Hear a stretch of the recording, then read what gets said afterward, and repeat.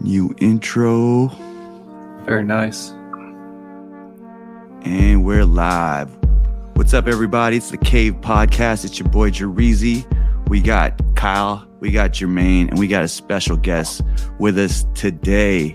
We got, if you're in America and you do Muay Thai and you don't know Kevin Ross, you must be living under a rock or you must be living in the cave. This is Kevin Ross right here, American Muay Thai legend. Welcome to the show, Kevin. Thanks for coming on. For having me. I appreciate it. So, me and Kyle over here, big fans. Jermaine, we just introduced him to you, showed him all your videos, man. Brought him up to speed. But for the people that don't know who you are, can you give us a brief intro on who Kevin Ross is? Who am I? Deep question, right? My name is Kevin Ross. Mostly people know me from my Muay Thai career, which I fought for 20 years, I think. Pioneer in the Muay Thai scene, or I would say it's one of the people that brought it into the spotlight, not necessarily a pioneer, because there's plenty of people that came before me. And then towards the end of my career, I did a little bit of kickboxing, was a Bellator world champ, multiple world champ in Muay Thai as well as kickboxing. That's most of my professional career, but I'm also a author, speaker, philosopher, just a person of the earth. Yes, love that, man. And also an artist now, right? I've always actually, an artist is something I've done since I was born, basically. I went to got my degree in computer animation. Actually, Nice. I was 2 years into my degree when I started training, and I was like, man, I don't do this shit no more. all I want to do is fight, you know. But I knew it was important for me just on a personal level to make sure I finished. I didn't graduate high school, so to be able to complete that and get my degree and everything, even if I was never going to use it, it was very important for me to do. So I got my degree in computer animation, and I've done a little bit of it over the years, just a little bit of side work and stuff. But most of the artwork I do is more paintings and drawings and that type of thing. But I've dabbled in just about everything. Awesome. Yeah, is that something? I mean, I used to draw as a kid too. Never really. I actually wanted to do something in art. Brought it up to my parents, and my parents just laughed at me. So I'm like, I'm Filipino, man. So they're like expecting me to go to the nursing industry or some kind of in that field. So I ended up, not taking it seriously, but it's always been a passion of mine. So I would feel everyone who's really into art, that's kind of something that they keep doing on the side, despite whatever they're doing. So is graphic designing and exercising your creative side, other than fighting, something that you did as you were fighting as well? Oh yeah, I learned a long time ago that you always got to keep going with stuff, or else you're going to lose it. I actually stopped doing art for a long time when I was younger. I had failed an art class, and I was like, this is the dumbest shit in the world. I was like, how can you grade art? I don't really understand how you can do that. Such a subjective thing, So that really turned me off to it, and that kind of went across the board with a lot of things: sports, school, just the whole mentality behind a lot of it. I don't feel like people are really encouraged to explore their art and to grow in the way they want to. You're always put into these boxes. So I really got turned off of art for a long time. And then when I moved to Vegas in 96, one of my best friends was a really amazing artist. And I was like, damn, I need to start doing that shit again. And then I started it back up again and realized how much I had fallen off. So from that point forward, I've never let any time go where I wasn't at least doing a little bit of sketches here and there. But while I was fighting, I pretty much only did pieces after my fights. That way I could focus on my training. I would always, do little sketches and stuff just to make sure I was still being artistic. But as far as do anything to put in any time into, I would do those whenever I'd get done. So I'd come up with ideas or do a job or something. Like as soon as this fight's over, I can, put some time into it where I'm not completely focused on this fight. And that's kind of how I maintained that throughout my career. Are you still competing? No, I retired. My retirement fight was Well, I guess 2 years now. It was not last June, but the one before. Gabriel? No, it was shit. His fucking name. Sorry, I'm totally. I don't even remember his name right now. No, it was a Muay Thai fight with it was a co-promotion with Triumphant and those other guys. It was in Florida. That's awesome. I remember seeing an interview. Ace of Tenpal. That's who it was. I saw an interview where I forgot what it was. I think it was one of those monster interviews where you said you don't even, scope out your opponents beforehand. You kind of just go in there and do your thing, man. Yeah, I never did. I mean, when I was coming up, that wasn't even an option. It's not. That's so badass. It's not like you could go watch videos of people, right?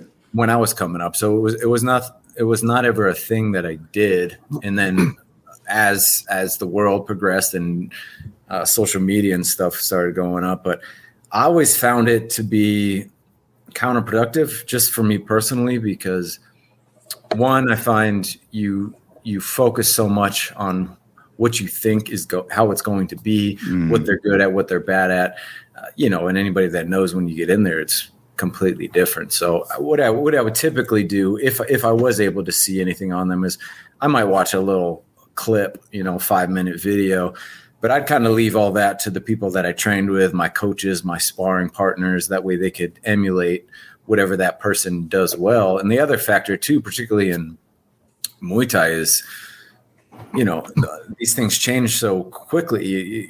You get ready for one person, and then at the last minute you'd be fighting somebody completely different. So I think that mentality is prevalent in the Muay Thai world. You're just always ready to fight anybody, anytime, anywhere. For sure. And if you can get a little insight, then I think I don't know. I've never found any benefit from it, but that's just me personally. I know it's very helpful for a lot of people. Like they really study their opponent. The only person I ever studied was Sanchai.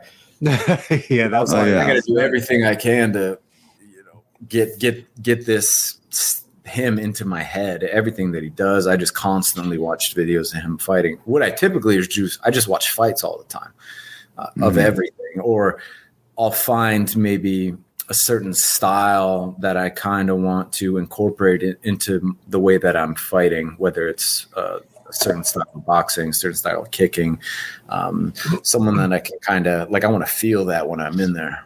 If I want to focus a little bit more on kicking, like, all right, I'm going to watch a bunch of Bukaus fight, Yeltsin fights, just so I think about kicking all the time. That was kind of my approach towards studying fights and that kind of thing. So I know you came up after the golden age of Muay Thai. And I remember you saying that, you were just picking up fights whenever, wherever. What was that like, having to, cut weight short notice, every week, every other week? I know they do that in Thailand, that's like their way of life. Well, fortunately for me, most of the time it was giving up weight. So I didn't really have to worry about that. Yeah. So I was always fighting people heavier than me. I rarely, almost never fought people at my weight or below it. I was always going up. So that was never a factor, but it was also, that was just our mentality back then. You're just always ready. It doesn't matter who it is. Doesn't matter how big they are, how small they are, how much more experience they have. You're just ready to fight. And when we were coming up, that was just the way that it was across the board. So it didn't seem abnormal to me. That was just expected. It was very much that Thai mentality. Well, I came up under Thai, so that certainly helped, but it was also just kind of the way that things were. Nobody knew what this sport was in this country. There wasn't any fights. So it was all just like the wild, wild west back then. Everyone just traveling around, showing up at gyms, showing up at fights. We're like, you want to fight? You want to fight? You want to fight? And it doesn't matter who it is. That was kind of just how we did. They'd try to match you up as close as they could, but you didn't have any idea who these people were, how many fights they really had, what the weights were. I mean, I don't think we even weighed in back then. We just they just were like, you two go. Yeah.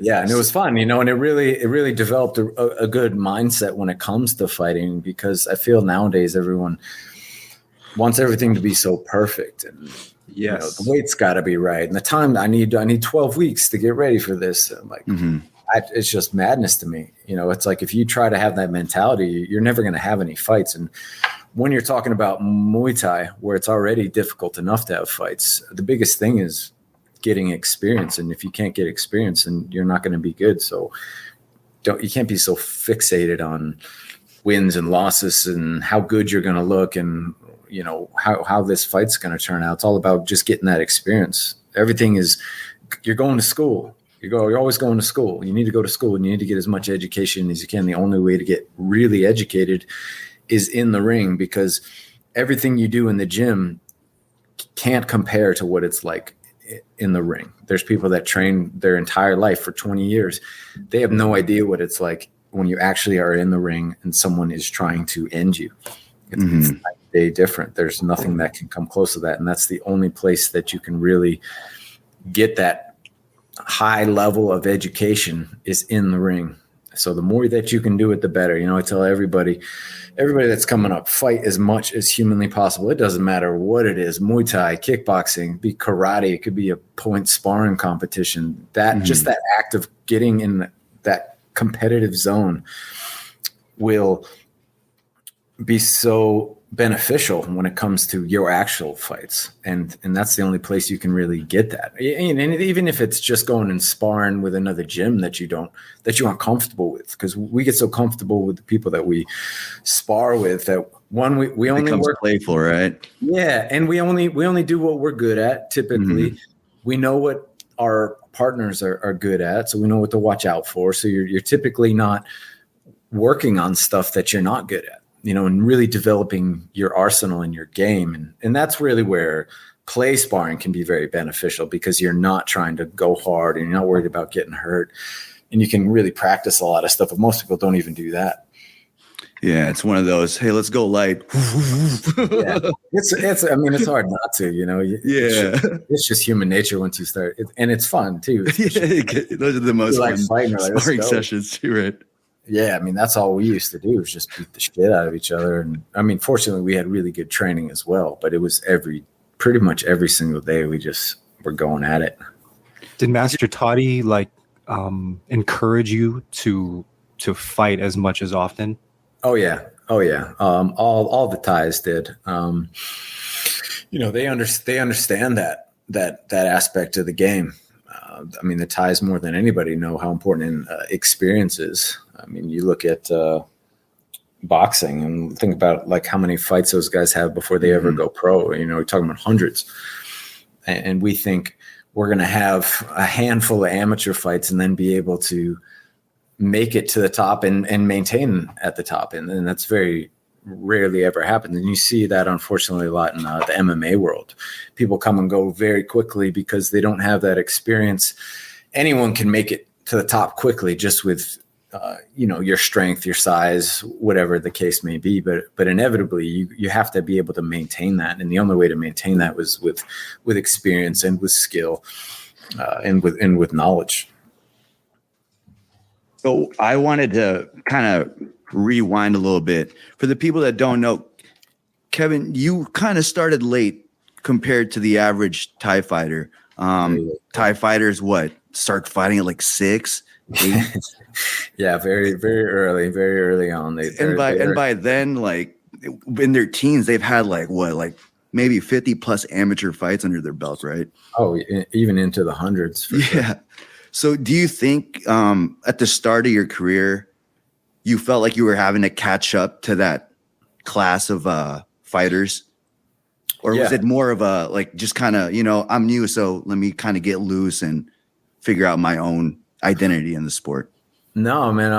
I knew how late I started. I didn't start till I was 23. So obviously I knew I was way far behind in the game, just from an age perspective. And then when you're talking about this coming from this country and how hard it is to gain experience and how far behind we are the rest of the world, let alone Thailand, but the rest of the world. We are the babies in the Muay Thai scene. Every other country is all over there together. They're all right near each other. So it's very easy for them to travel back and forth and to get fights. And we're over here isolated pretty much by ourselves. So all those things were very motivational for me. One, as I said, I didn't start till I was 23. I knew how much of my life I had pretty much wasted because I learned about Muay Thai when I was 16 years old. And I didn't start almost for a decade because of pissing my life away and partying and drinking. And I've always viewed everything from when I turned my life around at 23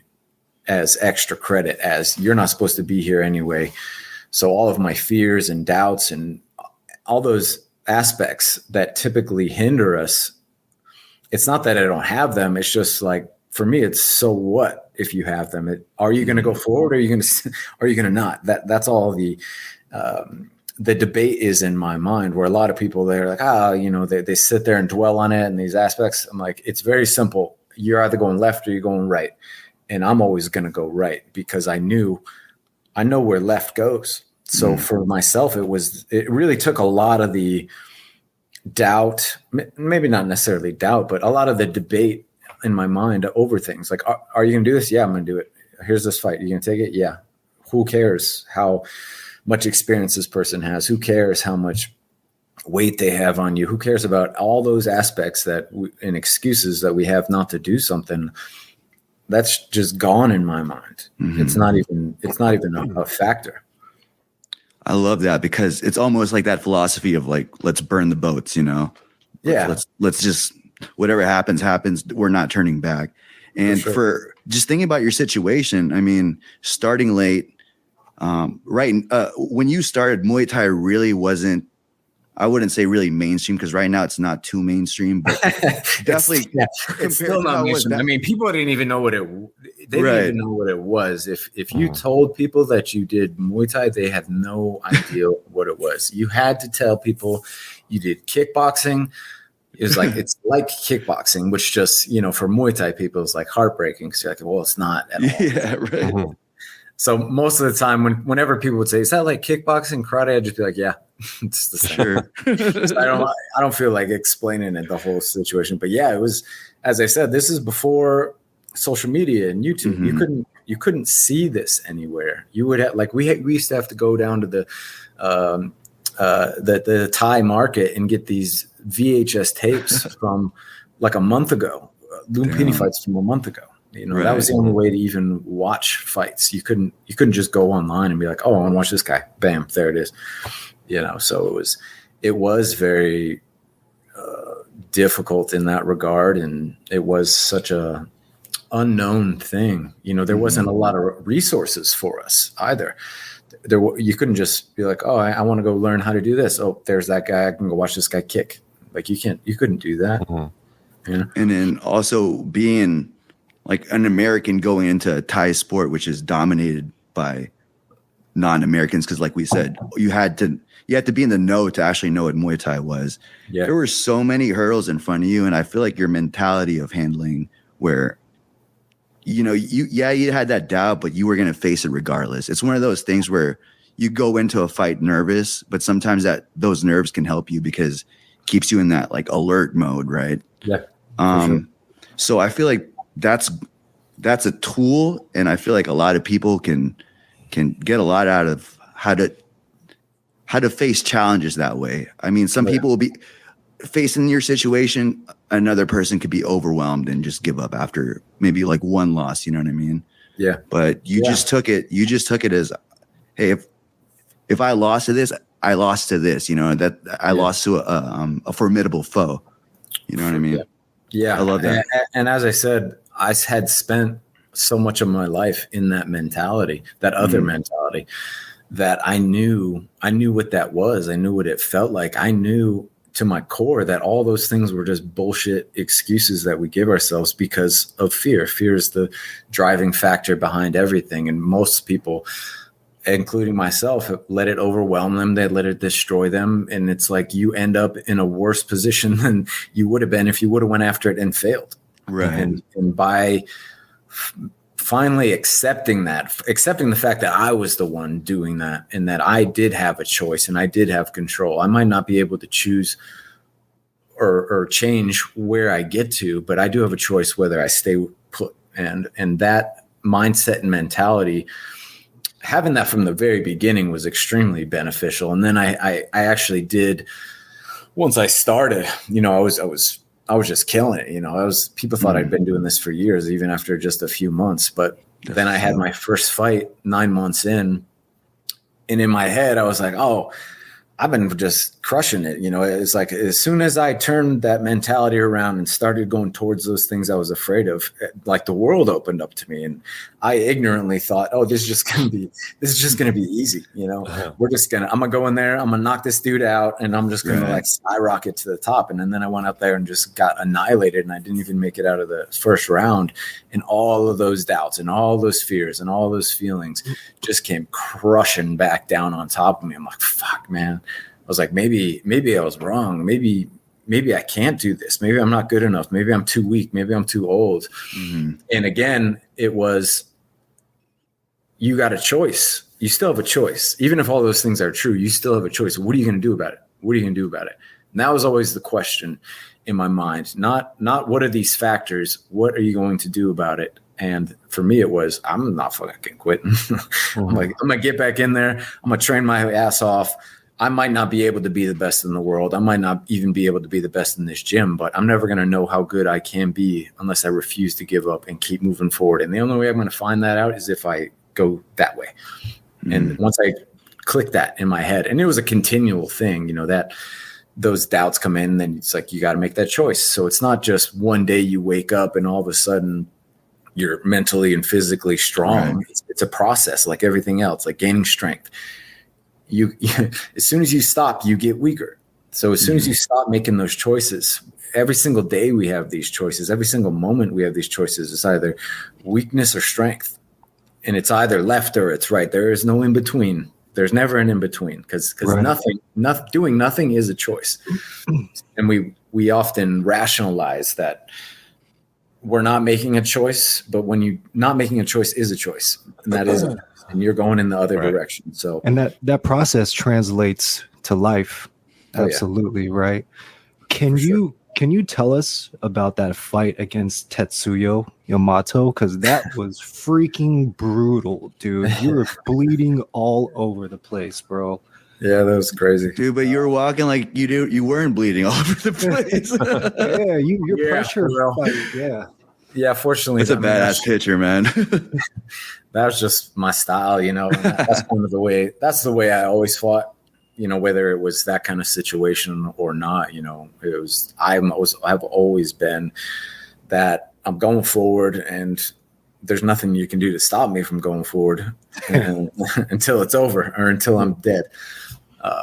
So yeah, that having that wealth of experience doing that already, for me, that was just like nothing. Like it's not a choice in my mind. I'm going to keep going. But yeah, he caught me with that body kick, and it fucking, man, that was the worst shit ever.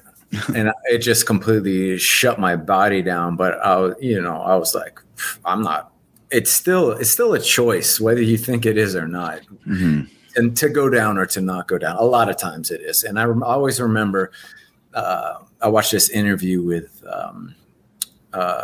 George Foreman, and he talked about that. The first time he got knocked out, afterwards he realized that there's something in our minds that give us that option to go down, and that's something you develop through your training and through your life. That resilience and refusal to quit.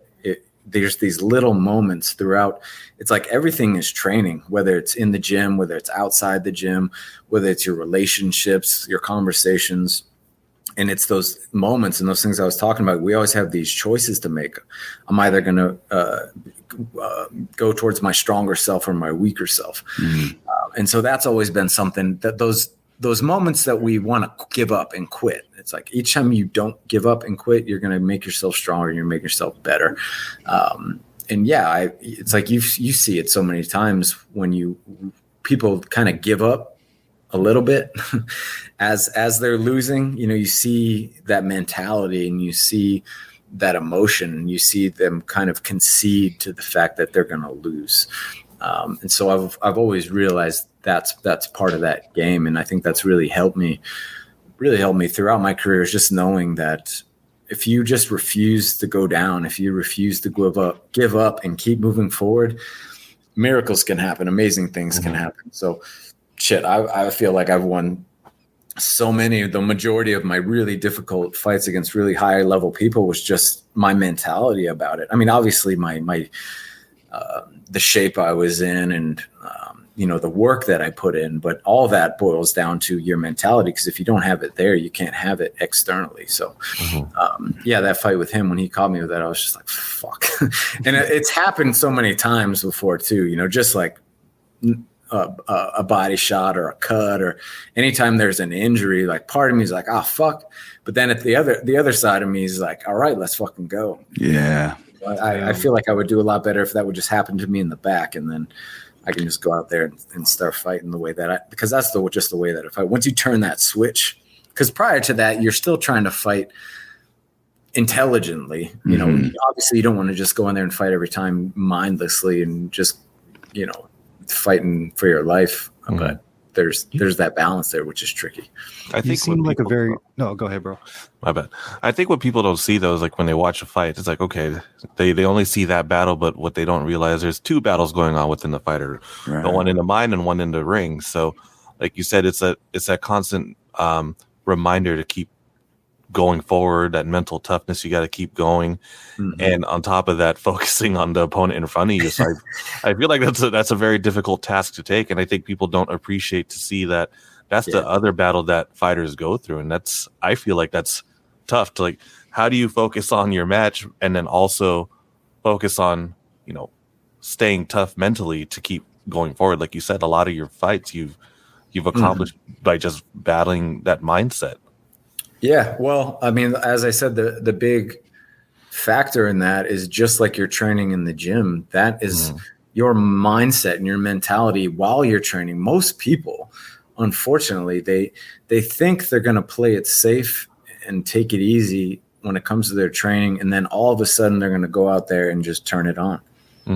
You know, it's just not gonna fucking happen. If you're holding back a little bit on those sprints, or those times you should really be pushing, or those days you don't want to get up and get out of bed, like, well, you know, I don't have to get out of bed today. I can go a little bit later. All those things are gonna make you that much weaker, and it seems insignificant at the time until those moments when you need to be at your very, very best. And you're just not going to have it. And you see it. You see people in the gym. It's obvious who kind of has that and who doesn't. You know? My old trainer used to say something great. He's like, you have to train at 100% to be 70% in the ring. You're never going to be 100% in the ring. So you think you're going to train 70% and then be 100% in the ring? It's never going to happen, ever. Right. So doesn't add unless you're willing to. I mean, I always view everything like in that life and death context. Like, am I gonna get up and go to the gym? Yeah, there's not a debate. Of course I am. It's not a question. It's almost like that. It reminds me of, I heard this saying, there's two wolves inside of you. There's like the weak wolf and the strong wolf, and it's which one you feed that grows. That's everything. You know what I mean? That's everything in life, everything in the ring, everything in our relationships, our health, our mentality. Every aspect of our life is that polarity. Right. And we always have decisions to make, and unfortunately we don't realize it's the seemingly insignificant small ones that really inevitably lead to that greater strength. And it's not the obvious thing. It's the ones you don't think matter the most. And it's also, it reminds me of that quote that I read a few days ago. It's, everyone's on a path. Even if you're playing video games and not doing anything, you're on a path. You know what I mean?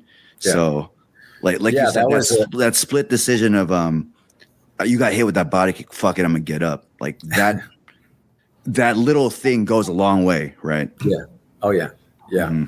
Yeah. And it's like you can't, you gotta take, it's almost like you gotta take the future out of it. It's like right now, can you Can you get through this moment, this second right now? Okay. And then the next one, and the next one, and the next one. Too often we're thinking about, I'm not going to make it. I'm not going to get there anyway. Just like I was saying about, when I first started, that was my excuse. Like, I'm not going to make it anyway. Well, what the fuck does that even mean? You're not going to make it. Who says what that is? It's like, but am I going to be better than I was right now? Yes. So get your fucking ass up and go to work. And that, once you incorporate that into your life, it really changes every aspect of it, because everything translates and crosses all these barriers, whether it's fighting, whether it's training, whether it's just getting up and going to work or going to school. It's all the same mentality. And if you can do it in one thing, you can do it in everything. There's a great book. It's called The Art of Learning. And it talks about that, how if you know how to get good at one thing, you know how to get good at anything you put your mind to, because you understand that process is the same across every avenue of life. I don't care what it is. It's everything. Yeah. And, that's what's great about, I read a lot about people's lives, their biographies and stuff. And that's the one prevalent factor in anyone that's ever done anything in life. They refused to give up. They kept working hard. They turned every single loss and failure into a learning experience. And that's it. That's the only thing that differentiates the successful people and the unsuccessful people. It's like those excuses that we give ourselves. I'm going to use this to get better, or I'm going to let this make me worse. And it's really that simple. It's not easy, but it's that simple. It makes me think too, because I read this book called Mastery of Self-Love, and a lot of that self-doubt, that lower self voice comes from, your upbringing and your conditioning from the verbal abuse that you've subconsciously gone through growing up. And I feel like that voice inside of you that's like, fuck it, I'm going to go do it, is your genuine inner voice, And a lot of times that's not magnified because, in our environment, plus it's social media, everything's magnified. That's all you're hearing, fake feedback, criticism that really won't do you any good. You know what I mean? Yeah. So it's hard. And I feel like that it's weird because that mentality that you have, it's almost considered old school. You know what I mean? Yeah. Yeah, for sure. It definitely is. There's a lot of really great things, old school things. Like that. Unfortunately, the way that the world is like we want to chuck out the whole thing just because there's bad aspects of it. Obviously there's really bad aspects about the past, but there's a lot of really good ones, and we just get rid of the whole spectrum there. We lose the so much learning and so much growth. It's like when we look at our past, most of us are stuck in the past that we don't realize we can use that as fuel. There's so much benefit that we can take from these really bad times. And if you don't take them, you're making it twice as bad. So you had the bad thing. Now you're making it twice as bad by not growing from it. And you're actually typically going in the other direction.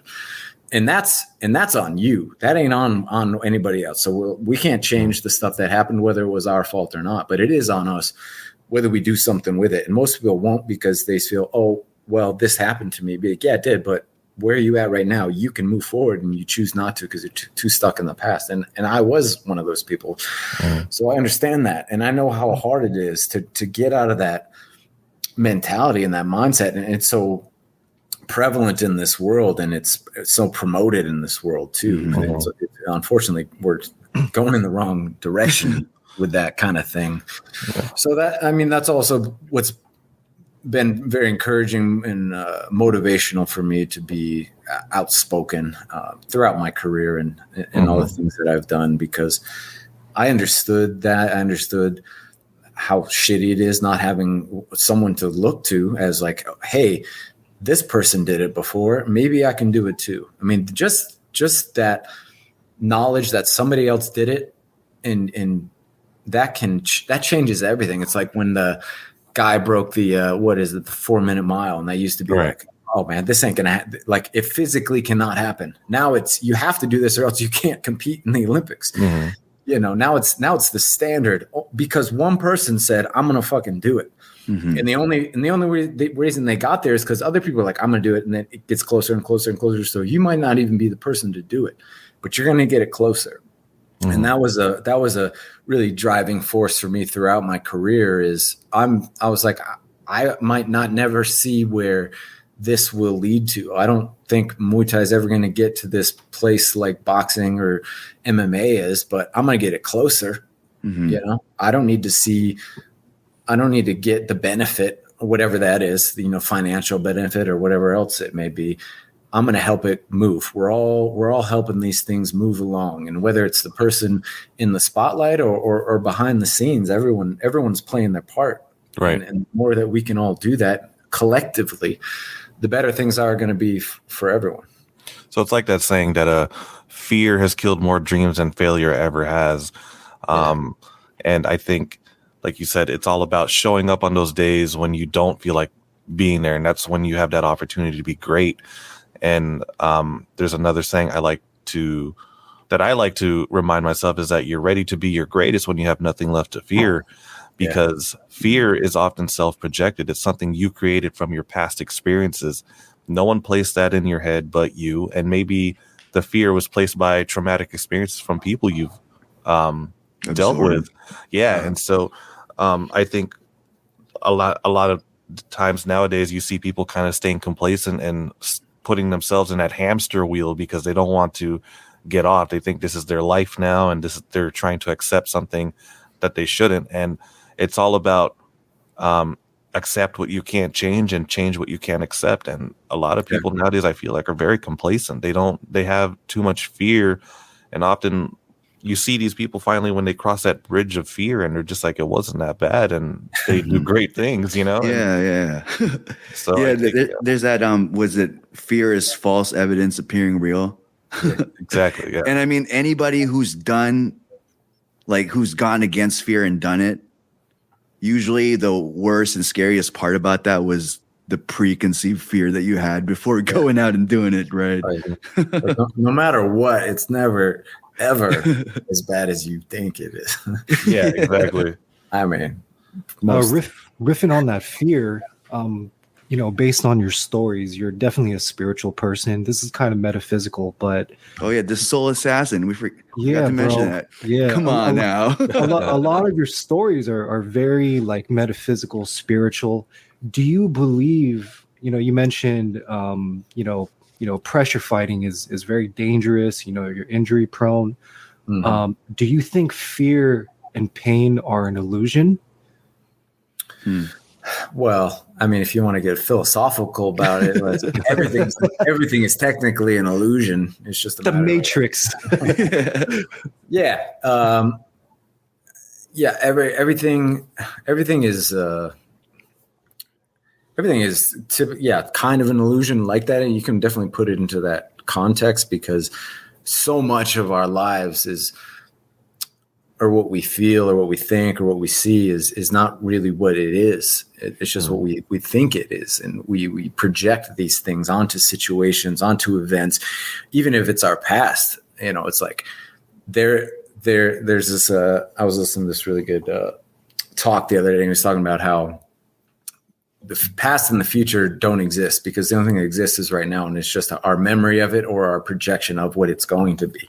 True. Like, we think we know what our past is, but was it really that, or was that just our perception of it? If you ask somebody else what happened, and then emotion comes into play and memory comes into play, and you could remember something and it'd be so traumatic to you, but if you actually went back and relived it now, is that really how it was or not? I mean, there's no way to ever really know that. But so much of our lives and so much of what we consider reality isn't really a tangible thing. It's just our perception and our thoughts beyond it and our emotions about it. And that was something that really kind of clicked over in my brain, and I realized how much of this world we think is like this solid thing, and it's really just fizz and floating around, and nothing's really what you think that it is. And we put so much emphasis on what we consider reality, but even like what is that?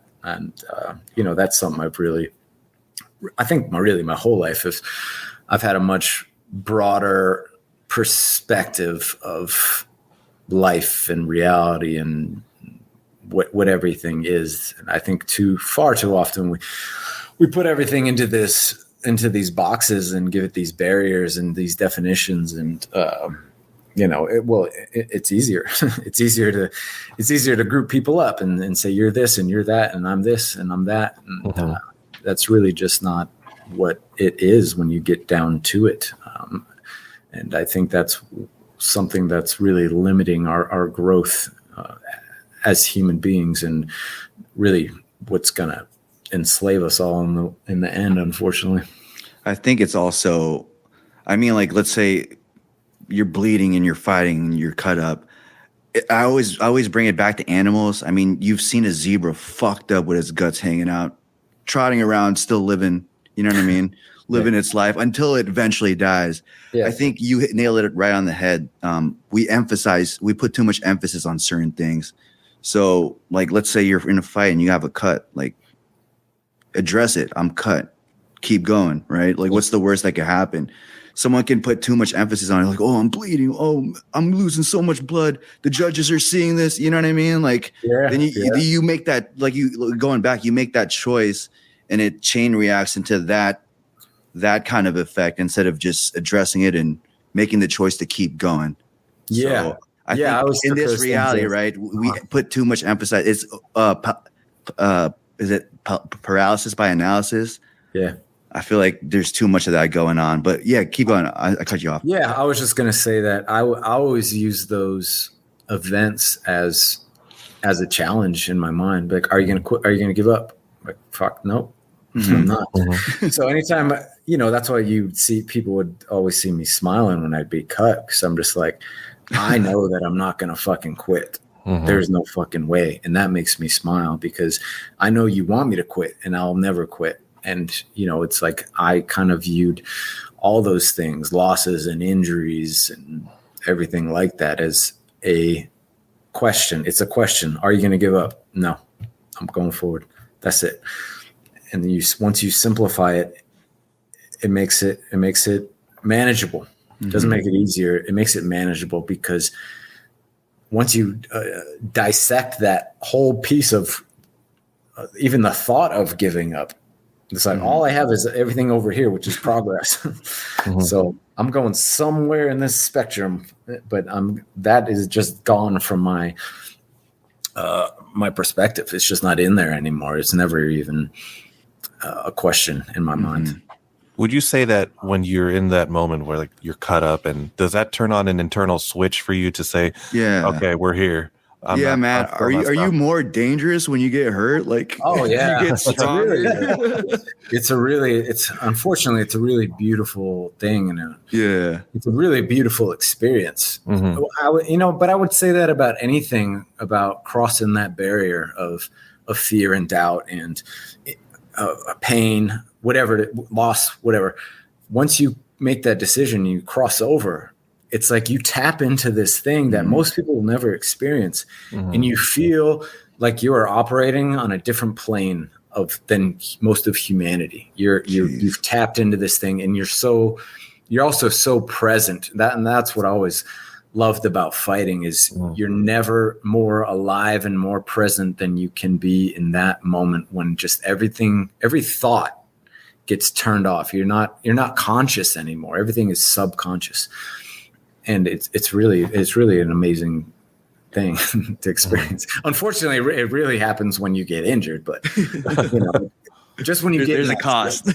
Yeah. When you get in that zone, it doesn't have to be pain, but that one gets you there quickly, because you don't have a choice anymore. Where other times you kind of have to get yourself there, just like fighting people that it's like I have no business being in here with this person. Like when I was fighting Sanchire at 90% of my career, it turned that debate and that almost that human element off It's like I can't operate here because I'm going to get killed.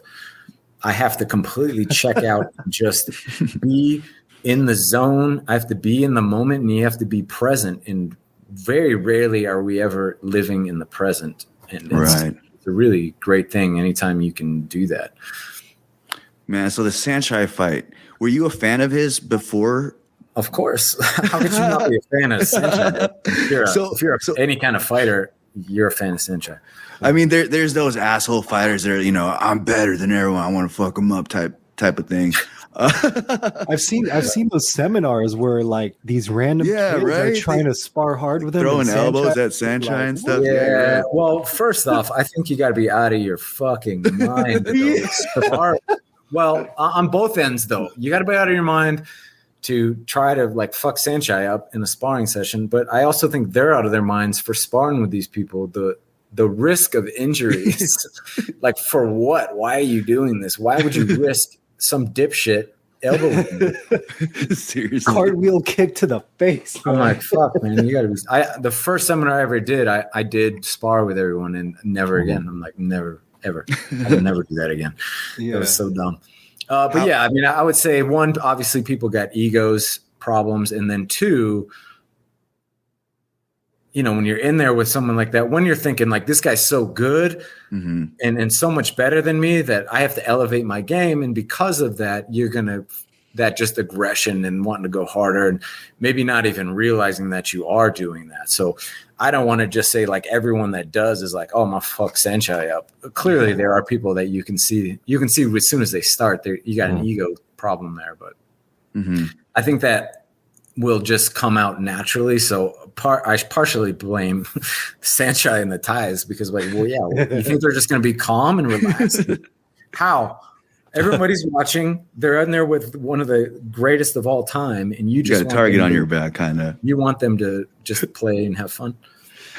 That's the difference between American Muay Thai now and the mainstream and the Thais. I noticed that the Thais are just playful when they spar. They're very playful. But here in America, people are trying to take heads off, man. You know? Yeah, well, that all comes from a big factor in that is because they do fight so often. So they can't risk injury when they spar. Right.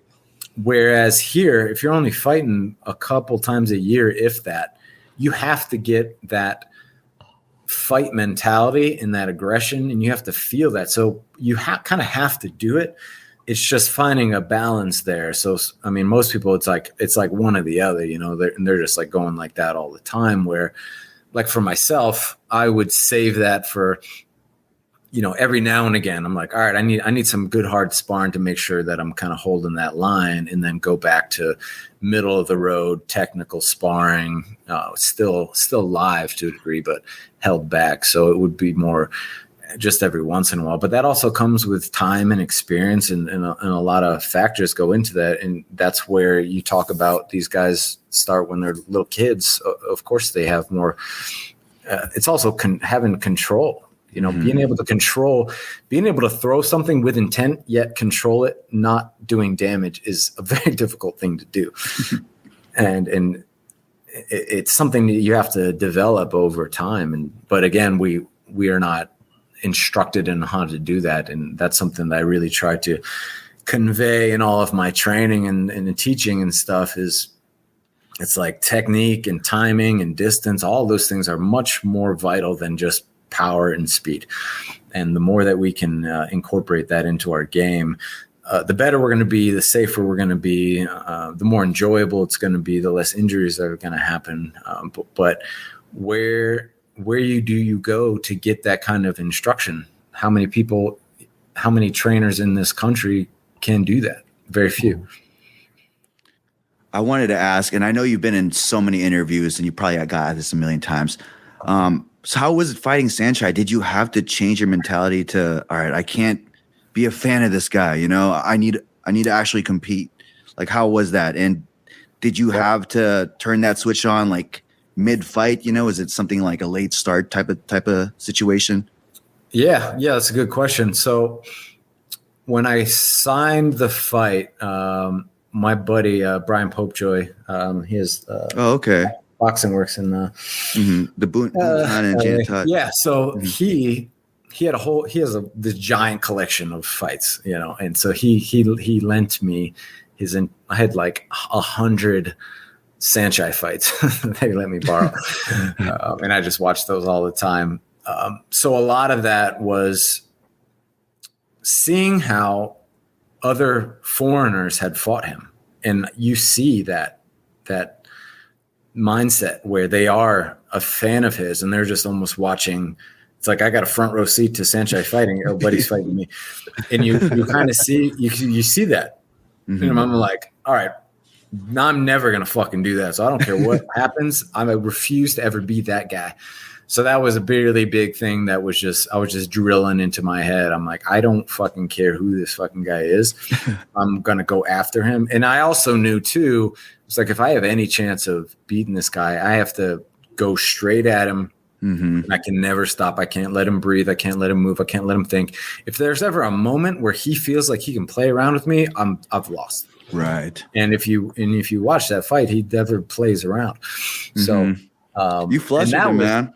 Yeah, that was such a vital thing for me to do. I was like, I didn't even think about it as far as like winning or losing this fight. Like that was so far from realm of just not even a thought in my head. You know, I was like, I'm not thinking about this. Like, oh, I'm going to win this fight or I'm going to lose this fight. It's just like, I'm going to go in there and I'm going to make this the hardest fight he's ever had in his entire life. And if I can come out of this and he feels that way, then I'm going to feel victorious whether I win the fight or not. That was such a pivotal thing for me to not be.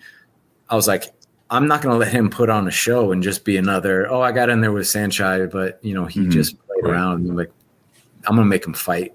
He even took a kick. He tried a cartwheel kick, and you kicked it, right? I saw that. Yeah, so that was something. That was something that we also worked on a lot. Actually, it was like throwing that lead side kick to his face when he tries to do the cartwheel kick, and I'm glad that I did it because awesome. And it was just constantly putting in my head too. So much of this stuff was just seeing it in my mind while I was training every day and just feeling it every day and continually reminding myself of like, he's just a person. He's, you know, no matter how good he is, he's just another human being. And that was something that really got drilled into my head when I saw him fight in Thailand. I was actually in Thailand when we signed the fight, and he fought Sakadao, actually, who I also fought. And I saw and I was close to them. I was close up to the ring, and I saw the frustration in his face, and I saw the exhaustion, and I saw the hurt. I saw that he was he's just a human being. You know, he has doubts and fears and pain and everything, just like everybody else does. And as soon as that kind of switched, I was like, he's just a person. You know, he's just another person. I'm not going to put him up on this pedestal. Like, no matter how good he is, no matter how many people he's fought, he's never fought me. Doesn't matter. Sure. Doesn't. That's not a fact. No worshiping. There's no worshiping. And we'll no matter what after. Yeah. I'm like, yeah, we'll be friends after. And that was something that really, like, just that mindset, like when we had the weigh-ins and stuff, and I saw the double take in his eyes when I wasn't what he thought I was going to be. I'm like, this is not a fucking show. Staring at the soul assassin, bro. This is not a game. Yeah. That was such a big factor, and so much of in fighting is that mentality and that outlook and your willingness to either give up or keep fighting. And so many of us lose these fights before we ever even get in there, or we kind of concede to a certain level. Like, I'm going to fight, but I'm not going to fight like I'm going to die if I don't fight my ass off. And it's hard to kind of hold that, particularly if the person in front of you can't hurt you. That's where I always had the most difficulty, because I spent 90% of my career fighting people like that I had no business in the ring with. And then all of a sudden one day that just switched, and it was really hard to maintain that mentality after fighting people like that for so long. But I really what I realized was this is just another level of development that you have to do. It doesn't matter. Like I'd rather be fighting people like that, but I'm not. So if you can't do it now, then that just shows weakness. Like anybody can do things when it's like everybody can be happy when things are good, but if you can't be happy when things are bad, then that's just, you're just not. I tell my friends, if you're able to dance in the rain, then you got it. You know what I mean? Yeah.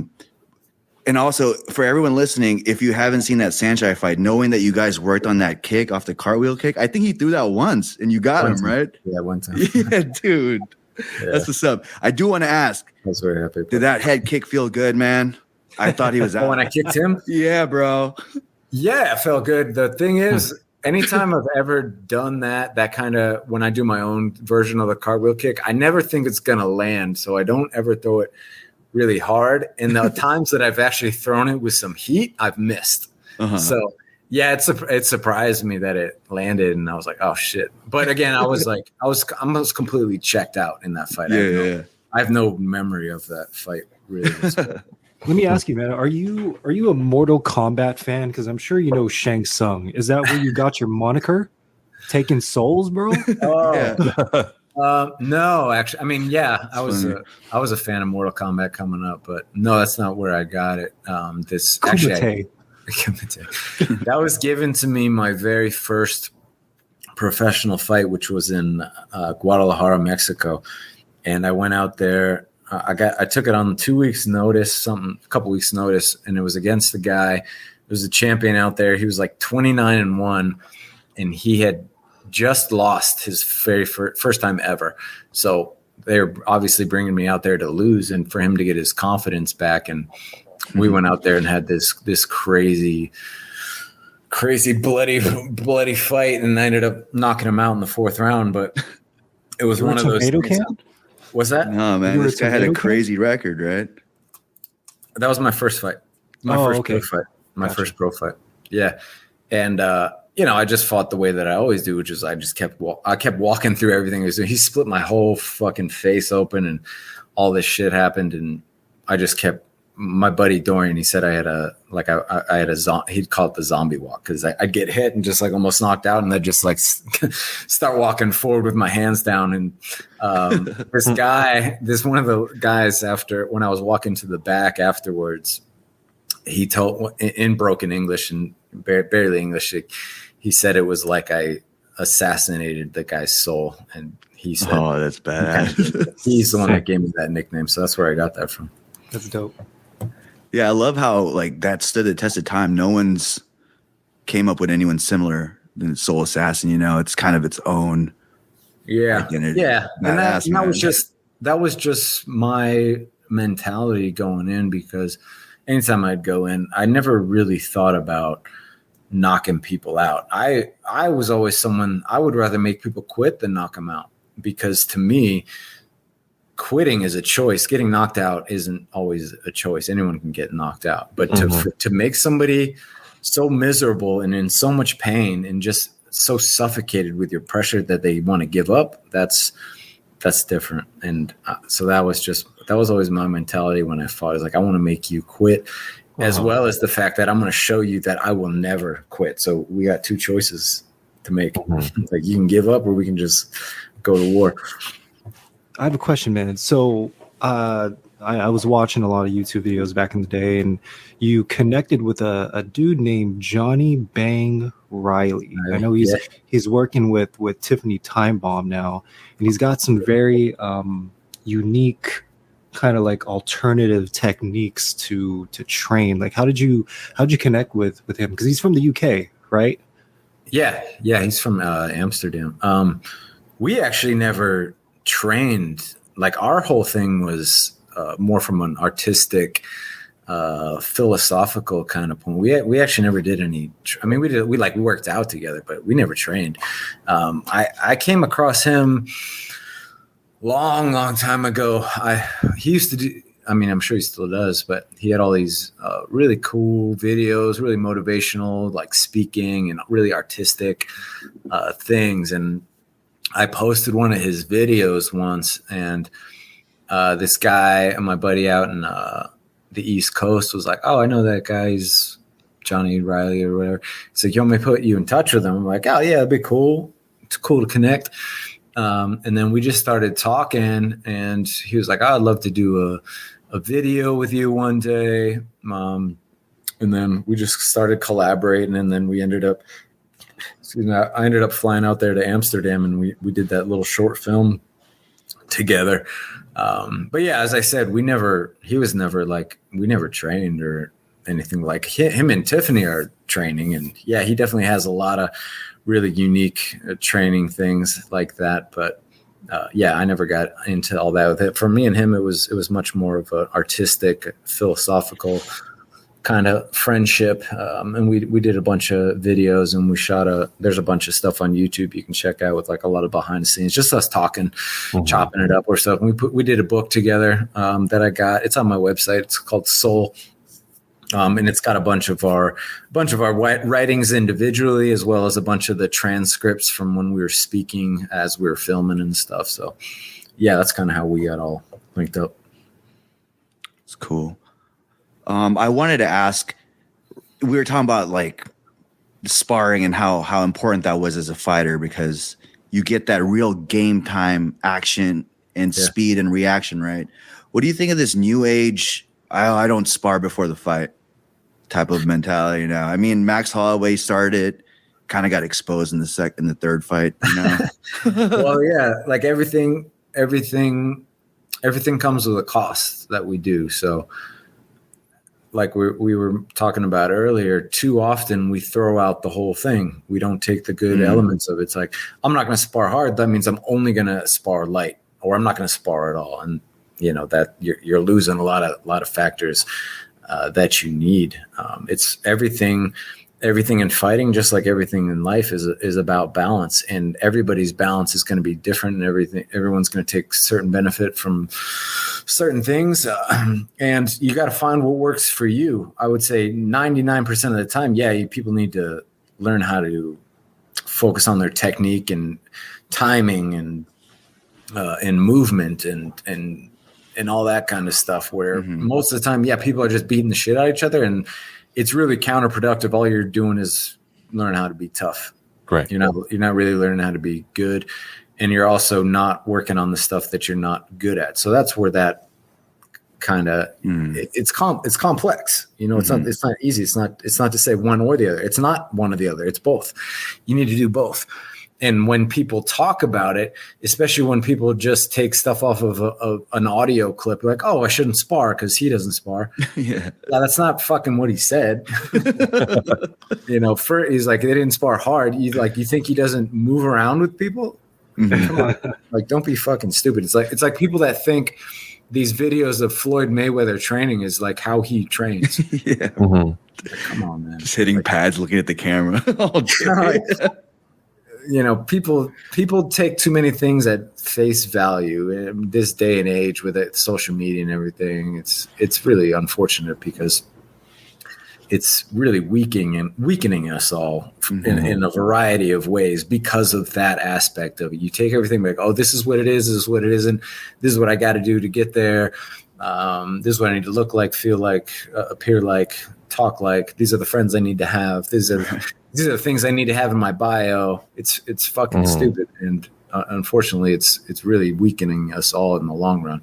It's a balance. There's a balance in everything. Too hard and too light. Too left or too right.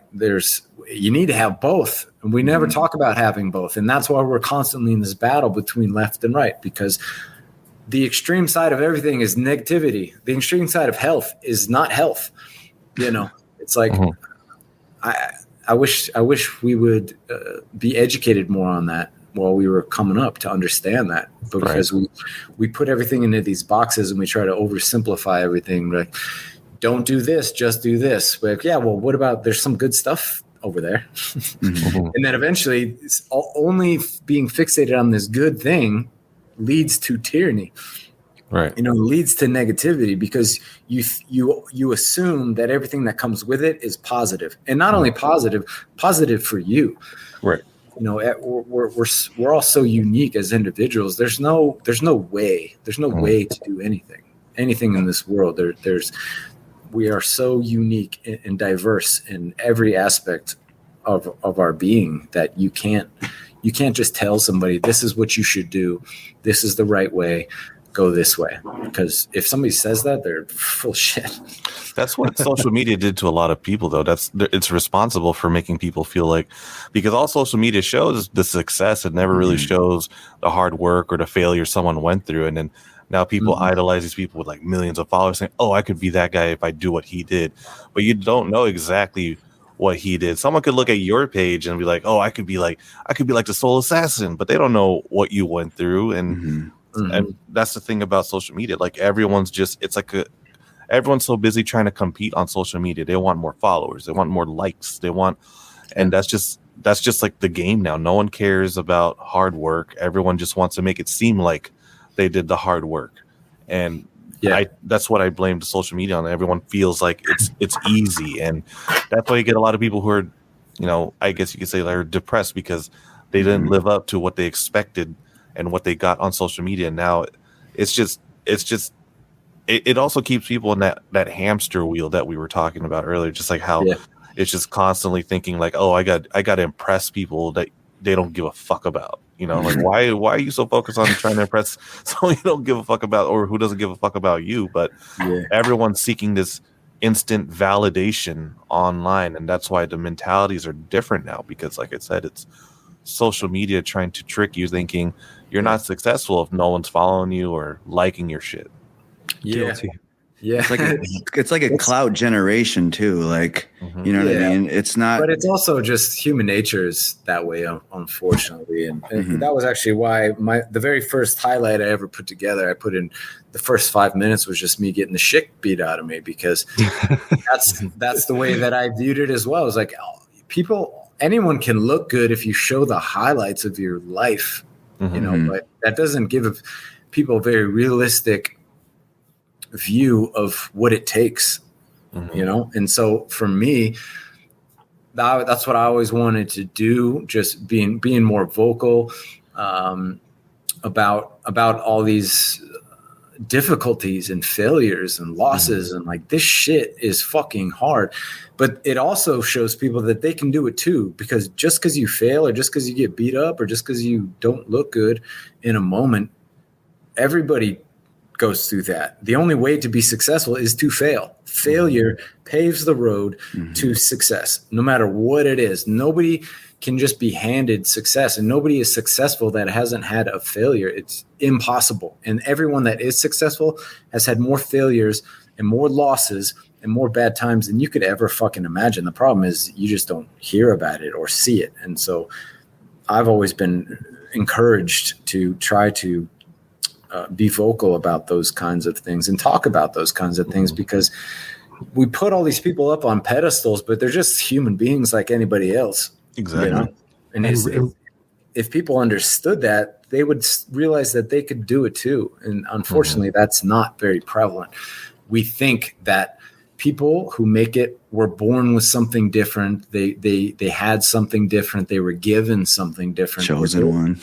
Yes, sometimes that's the case, of course, but very rarely is a successful person ever just handed it to them. And riffing on that, man, I think including myself, people find a lot more inspiration from adversity instead of all these like positive, inspirational quotes. It seems hard to reach, Yeah. Yeah. I mean, there's a time and a place for kind of those quick, when you get knocked down, get up, like just those motivational things. And highlight videos are great and stuff. Like, I'm going to watch this when I get up in the morning. Like, that's going to help me feel a little more. Yeah, that's good. But that's temporary. You have to be driven by more than that. If it takes you that to want to get up every day, then inevitably that's going to come crashing down. You have to be driven by much more than this surface level appearance of success and prosperity, because it's so much more difficult than that. And as you said before about people being depressed and stuff, that's why they do get depressed, because they building themselves up on this empty thing. They think this is what's important. Meanwhile, all the stuff they should be building is getting driven down to the ground. And eventually they get there. Even if they do make to the top, they get up there and realize there's nothing up here. It's a very empty place. It's a very temporary thing. It's like the journey is where that is the destination. The destination is just this little piece. Like, you think once you get there, things are going to change. Like, as soon as I win this fight, everything's going to be different. And then 2 seconds later, you're the exact same person. Nothing's different. It's all the same. It's all about the journey. It's all about the path. It's all about the process. We use these things to drive us, but they shouldn't be this end all be all factor, as if once you get there, things are going to change. It's like, if you're not happy with $10, you're not going to be happy with 10 million. You think you will be. It might change a few things, but we also fail to realize that, stuff comes with that as well. With everything that comes with a good thing, a bad thing comes with it. It's not just good. It's not just, I get money. I get this. It's like, I wish I was in the spotlight. I wish when I fought all these people watching me, yeah, you do. Do you know what that comes with? Do you know what that costs? You fucking don't. You think that it just comes with lollipops and rainbows, and it's just so great. So I think the more that we can articulate the spectrum of all these aspects of life, the better we'll all be, because the more understanding we'll have about it all and what it all really is. We know a little bit about your backstory and some of the tragedy that you went through. Before we go to that, I just want to say, like, it reminds me of that quote: "New level, new devils." Yeah. So wherever it doesn't end, you know what I mean? Right. If anything, the devils get a little smarter and a little trickier, but you've evolved, so you're more equipped to handle that kind of foe. Yeah. Should be, at least. And there's always adversity with everything. It's an unending process. You're never there. There's not a place you reach to. I try to express it all, like when I talk about balance. Like, you can't have balance, because balance is movement. You're never balanced. You're never stationary. It's always moving. You're always hopping over this line. Too much and too little. Too much and too little. Too much and too little. You can't just build one without building the other as well. There has to be a balance of negativity and positivity. Of every strength comes with another weakness that you have to build more strength on, and then there's more weakness. And as I said, we're so fixated on this one aspect of it. That's why people get there and they're just destroyed. Their whole life is destroyed, even though they built up this one little thing. I think it's also people are so afraid of hard work that it's something that they just want to get over and get to the paradise, to the finish line. Skip to the end. Yeah. And I read your blog about every time you finish something, you think about what's next. You don't really take time to sulk and celebrate, and you mentioned maybe when I'm all done with it, I'll get to that, which is badass, man. But yeah, like that almost summarizes fall in love with the process, right? Yeah. Sure. So, and I think we were talking about what motivates you in a previous podcast. I said there's a few things that gets people going. It's either they're running away from something or they're running towards something, Yeah, it's pleasure or pain. Those are the only two driving factors of life. And then it's the people that are just in love with running that are like, damn, this fucker just keeps going, Yeah. So yeah, falling in love with the process, I feel like is once I fell in love with and understood that aspect of like training and everything, because I used to just dread training. I'm like, I just want to get to the fight, man. I want to get to the fight. And then one day that really clicked in my head. I was like, you spend all this time dreading 99% of what you do. And then that 1% is what, 20 minutes? Yeah. Like, you better start to enjoy the shitty stuff and the uncomfortable stuff. And it doesn't mean you have to like it, but you got to understand this is what gets you there. And the more that you can enjoy this, or the more that you can understand that it's part of the process, the more you can benefit from it because you're going to be more motivated to do it. It's not, oh, I got to get up. You're like, oh, I get to get up today. One, I'm alive. That's fucking pretty great. Mm-hmm. I get to do this thing that's going to help me get to that other thing that I really, really love to do. So that's pretty fucking awesome too. So, and that click, it clicked in my head one day. And from that point forward, I never dreaded getting up ever again for anything. It reminds me of like waiting in line in Disneyland. It's like you fucking wait 2 hours just hating it and you're there for 5 minutes. Yeah. And then you get to another one. You're like, fuck. Yeah. So exercise, guys. Try to enjoy the wait in the line. It'll translate and bleed out in the other aspects of life, hopefully. This is what gets you to where you want to go. So learn to at least accept it, not hate it. Mm-hmm. Do you like running? Do I like it? I fucking hate running. I hate running so much. But I like running when it's like running for a fight. Like I have to run to do this. Hell yeah. I like running when I don't have a fight and I want to go out and go for a run. But when it's like, I got to get these miles in, this many miles a week. Yeah. I don't like running at all.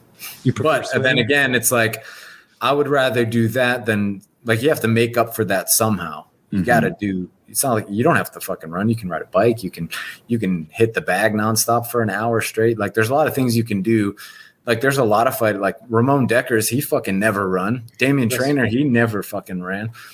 But you have to do something to make up for that cardio that you need and that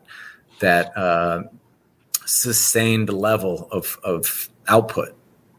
So whatever it is, you have to do it. And for me, like running's like, all right, this is pretty easy and mindless, and I don't even really have to think about it much. And so that's why I'd rather run than do anything else. I'd rather run than be tired in a fight, straight up. Yeah. That was always a motivational thing for me. I will refuse to be that fucking guy. I will never let someone outwork me. So yeah, I took the decision and the emotion out of it. It wasn't like I would prefer not to do it, but yeah, I'm going to fucking do this every day. Kevin, I saw a competition. It was like the U.S. versus Thais, and it was you, Romy, and Joe Schilling. And I saw a picture of Romy and Joe just smoking cigarettes, man. How do they do that, bro? Kyle's an amateur Thai fighter who can't kick the cigs, so he's trying to find the way. Now I'm on the vape. I don't know. They're both anomalies when it comes to that because both of them have stated that when they've quit, their cardio got worse. So I don't know how they do it, but they do. They always their body's adapted. when I fought Romy after our weigh-ins, he was outside smoking. I'm like, what the fuck? Yeah. What's wrong with this guy? But yeah, I've known both those guys for like 20 years, and they always have. He used to come in the gym smelling like Marlboro Lights, and I'm like, Coach, are you gonna stop? Like, what? He's like, are you? Yeah, I guess it's like we can get used to just about anything. Like you adapt to it, but Joe doesn't exactly have the best cardio. Really? Romy, on the other hand, Romy is somebody that, like, when we fought, he came out the 5th round. I'm like, oh fuck, dude, this motherfucker's just like ready to go, and I was dying because I'd cut so much weight. And but yeah, it's like Joe's cardio. He's not the best cardio person, but I'm sure it's worse when he doesn't smoke. So I don't know how they do it. It's wild, dude. It's funny. They're weirdos. They're just weird. Do not copy them. I tried, because I'm Filipino. He's Filipino. I was like, let's see if it works for me. And man, I was getting kicked in the stomach, and I was like, that's probably where you feel it. Yeah. Yeah. No, I can't do it. It's like fighting's hard enough. I'm trying to make everything as easy as humanly possible. The Shark Tank was the worst for me, man. Getting those fresh guys every like 2 minutes. Ugh, man. Your hands down to your waist. You think they're up. Wild, man. So we talked about during the face-off and the weigh-ins, you kind of see certain fighters breaking, right? You kind of can tell whether they're losing. So would you say that the weigh-ins and the face-off is like the fight before the fight? Or do you think there's some anomalies where people are just, like foreigners that aren't really used to that kind of interaction that are because there's more factors that play into it than whether that's the fight before the fight. Sometimes it is, sometimes it's not. It really depends who it is, where it is, how it is. There's a lot of factors that go into that. It's like, weigh-ins in Thailand is just like nothing. You weigh in, that's it. There's no like big production out of it. There's no, that's something that really became prevalent with boxing for sure. Then MMA definitely made it even worse. And then it did become this prevalent, like emotional, WWE weird thing. Yeah. So I guess it kind of just depends. And it just depends on the person who, like that was something I used to, me and Joe had this talk one time or several times. I'm like, why are you such a fucking asshole, man? I'm like, why are you such a dick all the time? And he started just like being nicer to people all of a sudden. I'm like, don't do that. I was like, just, I don't know why you feel like you need, like you're expected to be this dick. I'm like, if you don't like the guy, don't like the guy. But when you feel like you're supposed to do that, that's where I think it's bad. I'm like, the world needs people to be who they are. We need that. We need the whole spectrum of personality types, of styles, of colors, of flavors. We want all of it. As soon as we start to feel like I need to be that way, because that's how you're supposed to be successful. That's where we get into trouble. The guy in the mask in the top left-hand corner is a dick. He is a dick. But we can't tell though. You can't tell. We both lost our last fights at IFS. It was tough to deal with, but how do you deal with loss, man? How do you deal with it?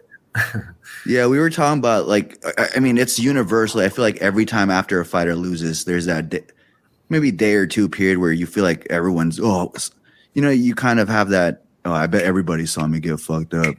You kind of have that low phase. Is that necessary? Like, does that push you, or is that just something you have to get over? Well, one, I would say it's necessary to feel whatever it is that you feel, whatever that can be, good or bad. I think the problem lies in when we try to fight against it as if it's not supposed to happen. It's like, you fucking lost. Like, you shouldn't be happy about it. But there is also a point when you have a choice to make. What do I do with it from here on out?